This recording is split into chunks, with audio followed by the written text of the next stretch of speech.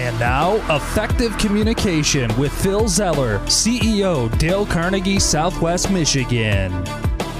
A friend of mine once told me, hey, Phil, great news. I've got some great advice to give you. It's so great. I want to give it to you because it was given to me and I'm not using it.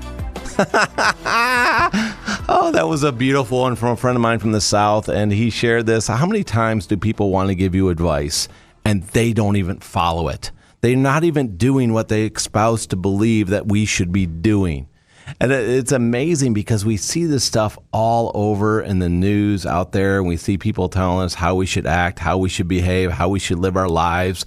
And then when you actually look at what they're doing, they're not even following what they're telling us to do. Well, there's a lesson to be learned here. And it's funny. The only person that these people are fooling themselves if they truly believe that they think they can tell other people what to do and they're not going to follow their own advice and it's better for all of us. Do it because I said so. Yeah, I joke with people all the time. You know what? I hear you say that. It didn't work for my dad. What makes me think it's going to work for you? And he was a very well-educated man. Went to the Harvard of the West. Hey, he was a U of M graduate from a doctoral degree program. So here's my point. My point is that you can say things, but if you haven't done it, you haven't earned the right, you haven't learned it, you haven't studied it, who's going to listen to you? And why would they listen to you? Think about that for a moment. So Dale Carnegie found out a fundamental of communication is that we must earn the right. We must earn the right to be able to talk about what we're talking about through our study and our experiences.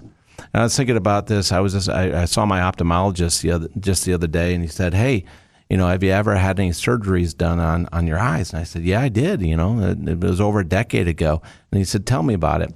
And I had gone through a process of, if you ever have any surgery, you want to do your homework. You want to find out who's the really good doctor, who's the really good surgeon, what are the references, what do past patients have to say. And if you're concerned about these things, like most people are when they're going into surgery, they want to make sure they have the person who's earned the right to do the surgery. You don't want the brand new intern. Hey, here I am. Yeah. The brand new resident. Hey, yeah, my first time out. Give me the scalpel. I'm going to cut into this guy.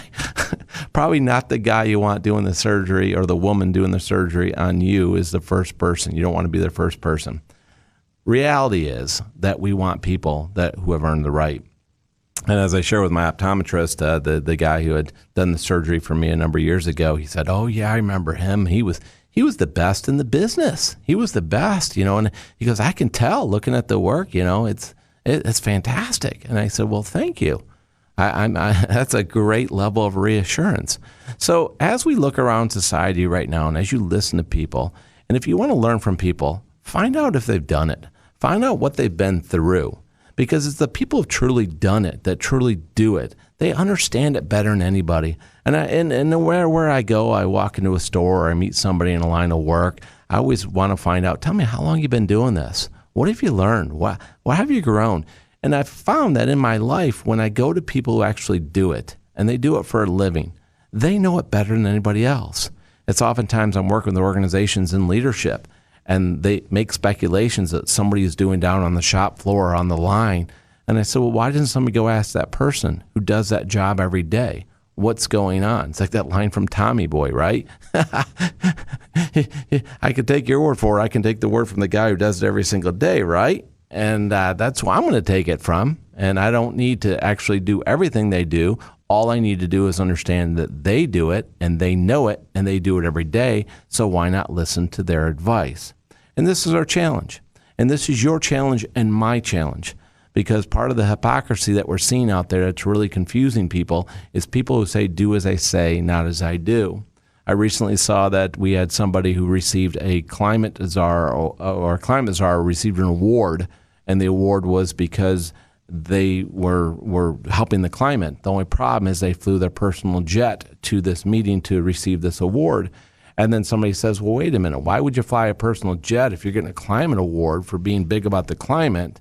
Why do you have your own private jet to get you from point A to point B? Why can't you fly commercial and reduce your carbon footprint? People ask these questions. And when people think about this, they say, well, that doesn't make sense. You know why it doesn't make sense? because you haven't earned the right. You got to follow through on what you do. You got to believe in what you say that you do. And by doing this, you're going to show others they can learn from your experiences. They can grow from what you're doing. So remember, earn the right through studying experience, and you'll have the impact you want to have.